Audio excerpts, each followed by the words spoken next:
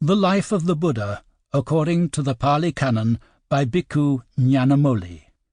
Read by Hayward B. Morse and Leighton Pughl, with Nicolette Mckenzie, John Foliy, and Jinananda. Namo tassa, bhagavato arahato, samma sambuddhassa.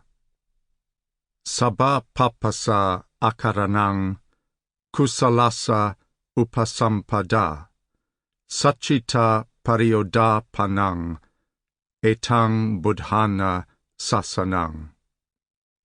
To do no evil deeds, to give effect to good, to purify the heart, this is the Buddha's teaching. Introduction. How little the European public at the end of the 18th century knew of the Buddha and his teaching was underlined by Gibbon in a footnote to chapter 64 of The Decline and Fall.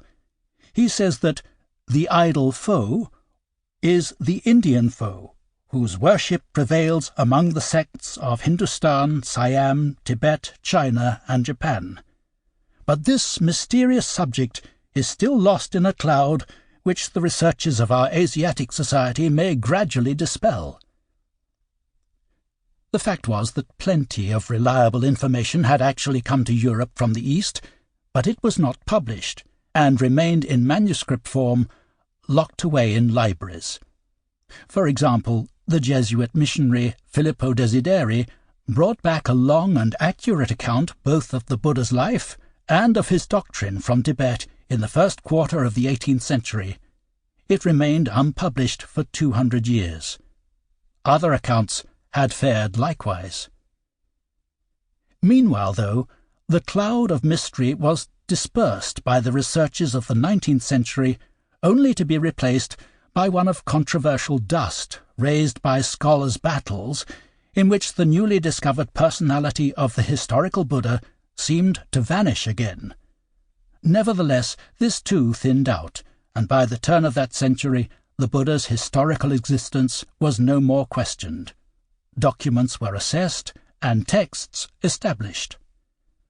Of those documents, whose number is enormous, the Pali Canon, or Tipitaka as it is called, was, and is still generally, considered to be the oldest, somewhat older than its Sanskrit counterpart, though some Sanskritists resist this opinion.